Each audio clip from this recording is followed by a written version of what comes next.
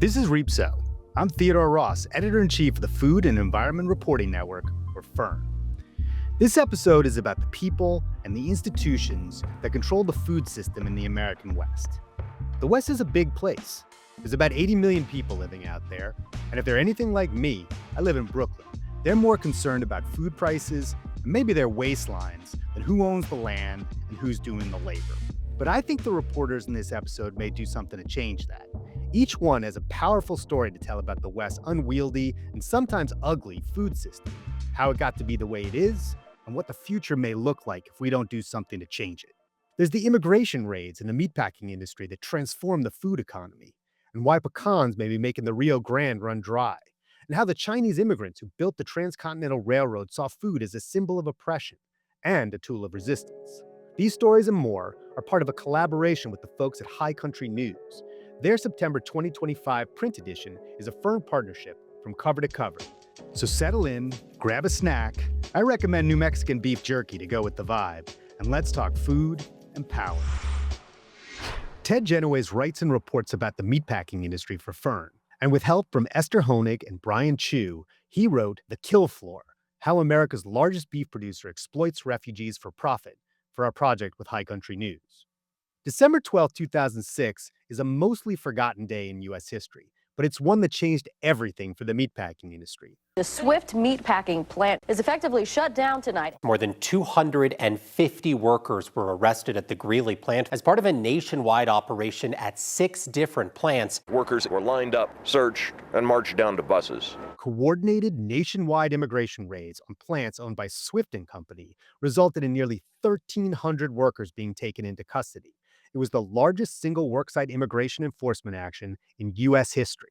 My opinion, and the opinion of many people who have looked at this, is that there was a real change in not only the way that people were hired, what kind of workforce those meatpacking companies were looking for, what that did to the demographics of small towns across the middle of the country, and then how that affected politics, the way that people felt a kind of predictable backlash to the sudden influx of people who didn't look like they do, didn't speak the same language, didn't have the same religious background, ethnic background. In today's America, we think of immigration raids by ICE in workplaces as almost normal. It's what they do. But in 2006, that wasn't the case. It's easy to forget, but Homeland Security and ICE were created in the aftermath of 9/11, coming out of the 9/11 Commission's report, recommending that we have a mechanism that better tracks people who are in the country so that we have some sense of where they are and how they're communicating with each other. The Swift raids, as they were called, charted a new course for the federal government. All of this was presented as an anti-terrorism measure. And so the fact that the first time that ICE undertook something that was a significant enforcement, that it was at meatpacking plants and arresting undocumented workers, it was a real shift in what the justification for this agency had been. And so all of the raids that we're seeing now and all of the talk that we've heard out of the Trump administration about, needing to go after people who are undocumented, and this idea of using ICE essentially as an internal police force that goes and arrests people that the administration has decided they don't want in the country anymore. That goes back to this event. The biggest question for Swift after the raids was, how are they going to replace all those workers? Because the raid focused on undocumented labor and ended up arresting probably about 30% of the people who worked in the plants, it had a major effect on Swift's ability to just keep the line running at these large plants that were the sort of the flagships of their operation. So they faced this immediate crisis of needing to find new workers just to try to keep their lines running. Swift's answer to their problem was simple: refugees. They fit a lot of the same profile as an undocumented worker. They they don't have deep roots in the community, and they also don't have like an easy way to complain to the union. And so this effort to bring in refugees, part of the idea was they have all the same vulnerabilities of undocumented workers, but they have legal immigration status. What you end up with is various forms of asylum seekers, people who are legally in the country, but don't yet have the protections of being refugees. And so they are easier to exploit. One of those things that they will do is apply as full-time workers who are employed in an industry where there are not enough Americans who are willing to do those jobs. Meatpacking fits that description. So there's actually an incentive for the people who are asylum seekers to not only take those jobs in meatpacking, but to not complain. So after 2006, a new kind of status quo emerged. There was a new category of worker in these plants. People who were here legally, but who were still vulnerable. Many of them, folks from places like Haiti, Venezuela, South Sudan, Somalia, and more, had temporary protected status, which they got by executive order from the president. And then Donald Trump returned to office. What the Trump administration tested was their theory that if you can expand immigration by executive order, that you can also reduce it in that exact same way. And the Supreme Court agreed. So by doing that in a widespread, indiscriminate way and doing it without regard for people's circumstances, it has made for a case where Trump is suddenly able to say more than 1 million people are now without legal status, and they're people who are in the system. So we know exactly where to find them. And we've dramatically increased the size of ICE to be able to go and arrest people and also to be able to detain people. This is not good news for the meatpacking industry because this has been their workforce for 20 years. The ICE raids were a disaster for Swift and Company. It was the nation's third largest supplier of beef and pork at the time, with close to $10 billion in sales most years. In the weeks after the raids, the company announced it expected to lose $80 million. Then 4 months later, Swift sold out to the world's largest meat processor, JBS. I think it's significant that JBS, through their subsidiary Pilgrim's Pride, were the largest donor to Donald Trump's inauguration. When they were questioned about that, they said, we're an American food company that just loves celebrating, the peaceful change of power. I would just like to note that they are Brazilian owned. So it's a bizarre statement on multiple levels. Clearly, what they were trying to do is exert influence. My dark concern, if we want to be honest about this, is that if you have millions of people who are in a detention system where the process is extremely slow, I fear that there will be an argument made that those people should be farmed out as prison labor, and that they may end up going back to work in the very plants that they were arrested in, except as free labor instead of as low-wage labor. Who gets to write the history of food in the West? Who decides what's included and what's left out? Paisley Rekdal took on these questions in her essay, Eating Bitterness. It tells the story of the Chinese immigrants who built the Transcontinental Railroad and how for them, food was a tool of both oppression and resistance. I want to start out by talking about what I sort of consider the primary theme of your essay, which is this expression from Mandarin that translates to eating bitterness. Let's talk about that first. What is eating bitterness? So eating bitterness is something I think a lot of us would be familiar with just instinctively, which means you sort of suck it up. Just to put it really bluntly, which is that you don't complain, put your head down, you work really, really hard. And in some ways, success depends on your ability to eat bitterness. And it's a very common Chinese expression. And it's one that I think a lot of Chinese immigrants, Chinese American families know about. So I think that motif that you use, it's interesting the way you're able to connect that to the archaeology of Chinese American foodways in the West. And I wonder if you could just talk a little bit about some of the places you visited. You were the poet laureate of the state of Utah, and you were writing a poem about what was the poem supposed to be about? Tell me about the poem. Well, the poem is called West, a Translation, and it's both a website as well as a book. And I was asked to write a poem that was going to commemorate the Transcontinental Railroad's 150th anniversary of its completion. And I'm half Chinese on my mother's side. And so I really wanted to forefront the stories of the Chinese.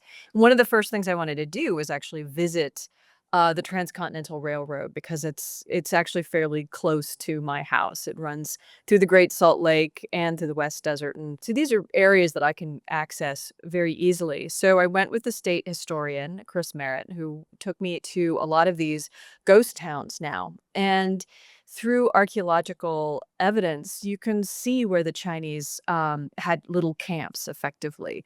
And they have been able to study what the Chinese ate actually based on their trash. So we talked a lot about that. And through these food pathways, you start to understand some of the stories of the workers who came over to work for the transcontinental. And one of the reasons that's important is that to date, not a single written document by any of the Chinese transcontinental workers has been found.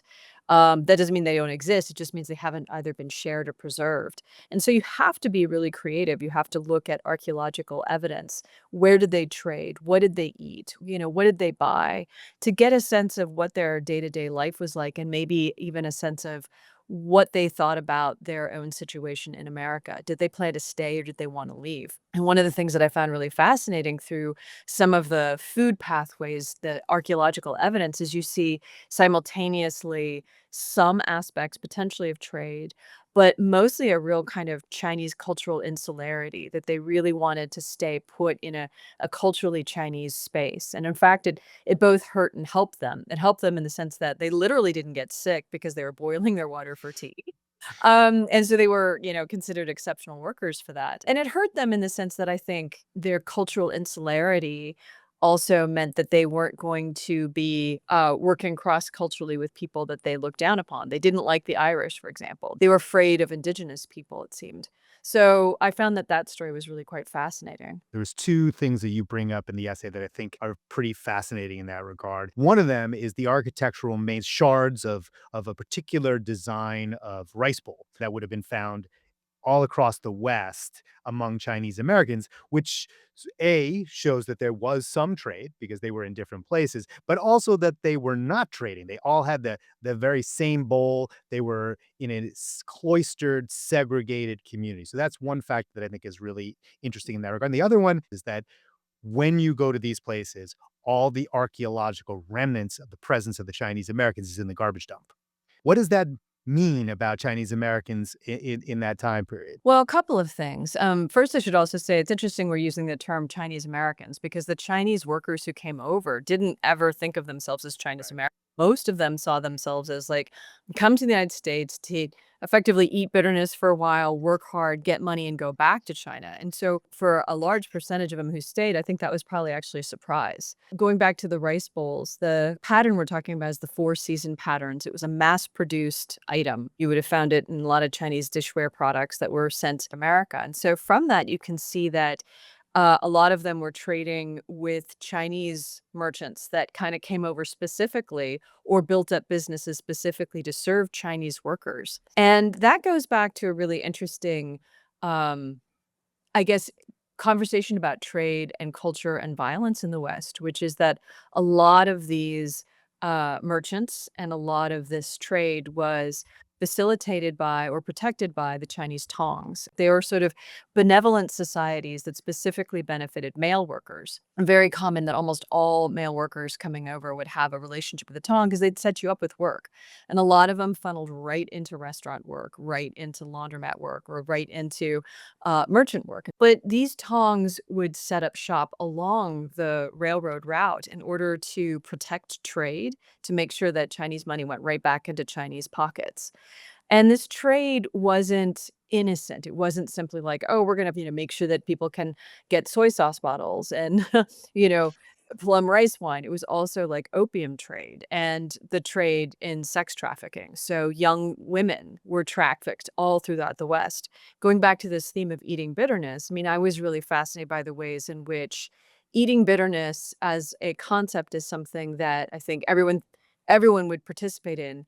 But when you break it down, like some people eat bitterness more so than others. Like, so for instance, Chinese male workers were definitely eating a lot of bitterness because there was a lot of racism that they were experiencing. There was a lot of cultural segregation. There was a lot of animosity and violence. But they didn't sort of then turn around and say, well, let's make this a welcoming space for Chinese women. They ended up trafficking them. So Chinese American women were really, or Chinese women were really eating bitterness too. The story of Chinese workers in this era, how they lived, what they thought of their lives here, what they ate, serves as a kind of parable about food and power in the West. What's important in understanding those historical patterns is wrestling with the ways they persist today.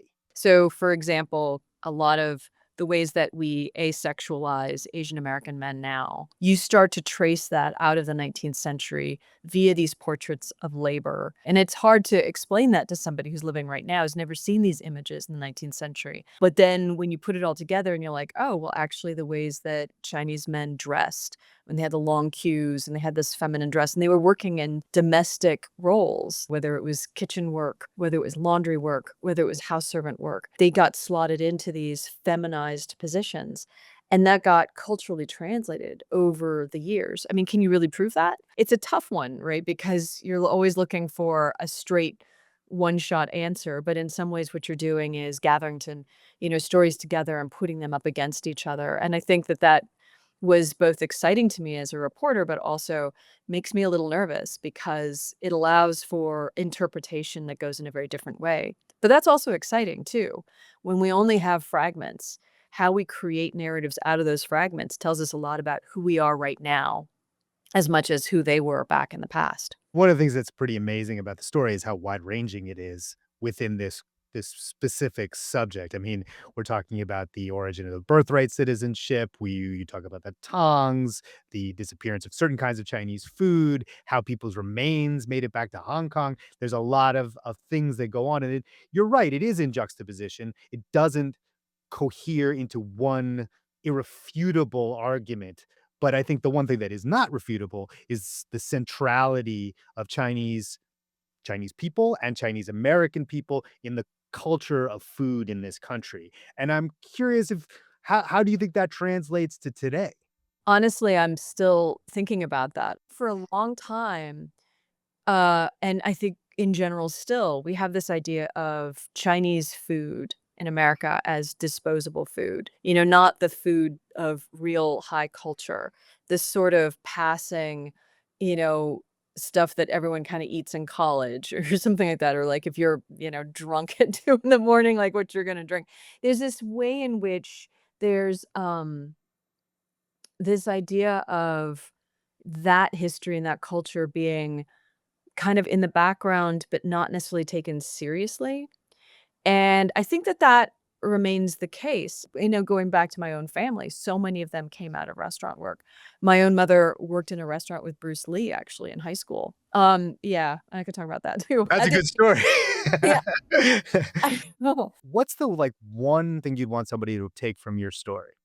I guess the one takeaway I got from working on this and from working on the Transcontinental Project was just how much and how powerful it can be when we think about those cross-cultural connections, whether they're built on shared racialized experiences in America or a shared cultural affiliation or whatever. We're always stronger when we think about what we have in common than what we don't have in common.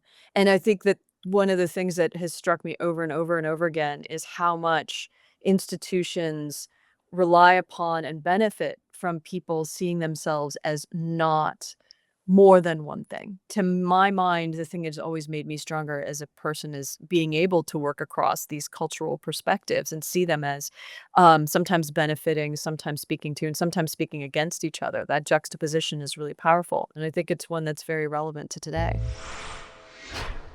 The Rio Grande is one of America's iconic natural landmarks.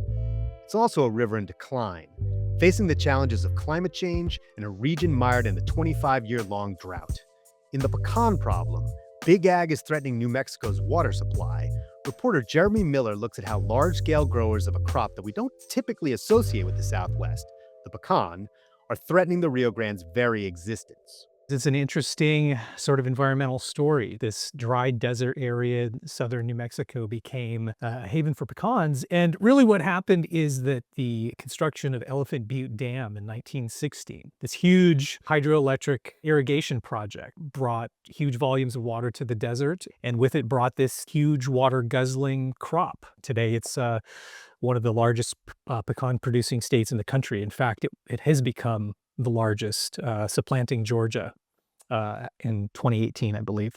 One of the ironies of this water-hogging monocrop system in New Mexico is that it's not really a major food source for people in the region.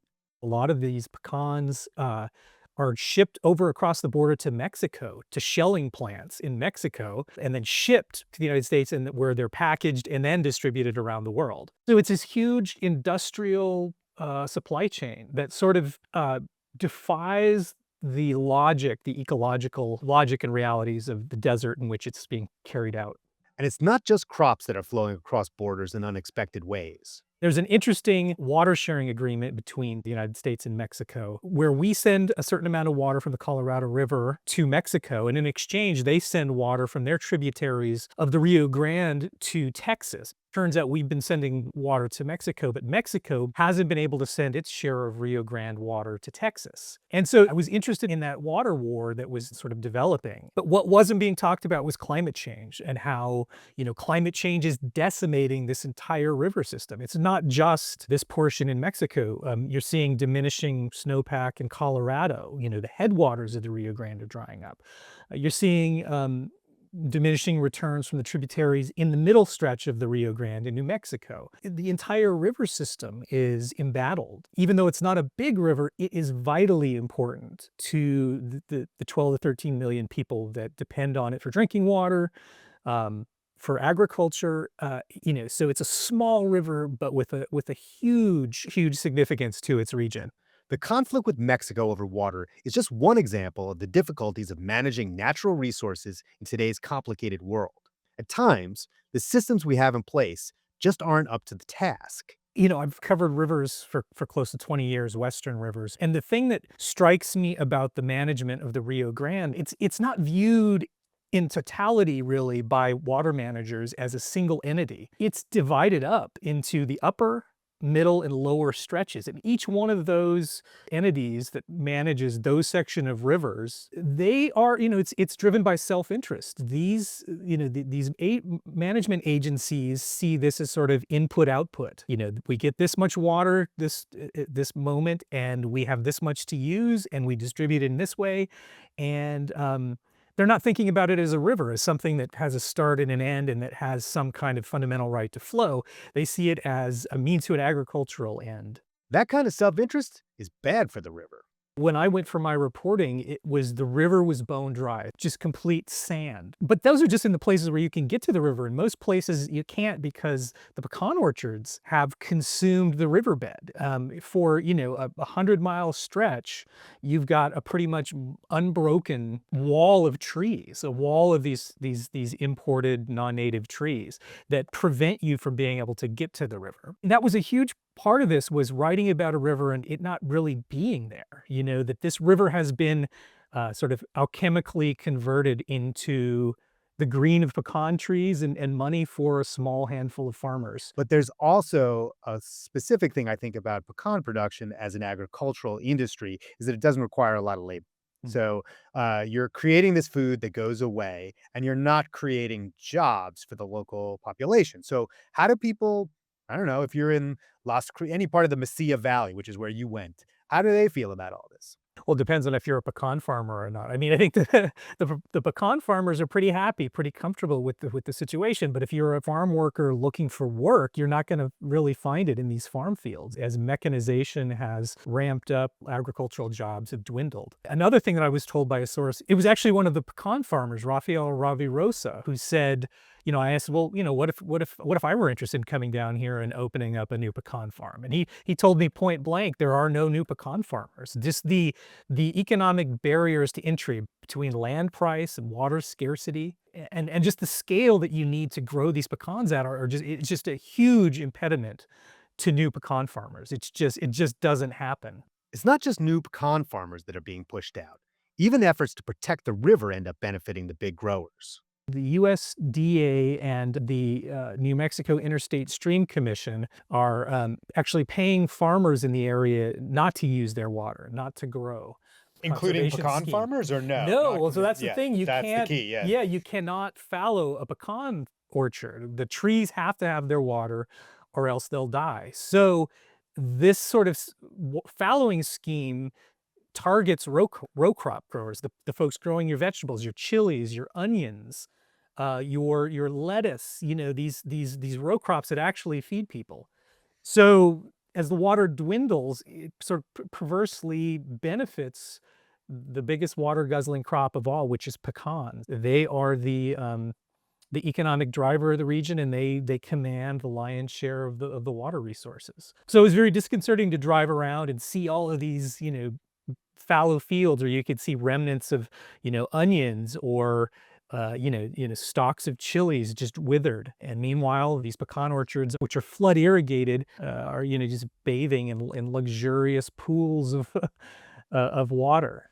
The problems with the Rio Grande are relatively well understood, but it's the big picture sources of those problems that aren't always acknowledged. The pecans of New Mexico arrived there because of this series of events in history. The conditions that led to the establishment of this crop don't exist today. We're living in a time of climate change. We're living in a time of growing populations and water scarcity and political turmoil.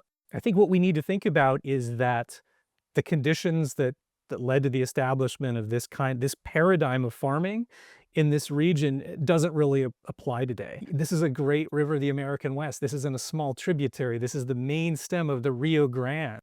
Is it in our national best interest to allow a single monocrop, a politically connected segment of the farming community, to completely run this vitally important river completely dry? Or is this a crime against nature? REAPSO is a production of the Food and Environment Reporting Network. FERN News is our home on YouTube. Our executive producers are me, Theodore Ross, and Tom Laskaway. Special thanks to all the staff at High Country News for their collaboration on this project. Our sound engineer is Lauren Newsom. Katie Gardner and Brock Mahan are the producer and video producer for REAPSO. I'm your host, Theodore Ross. Find out more about FERN and donate to support our independent nonprofit reporting at www.thefern.org.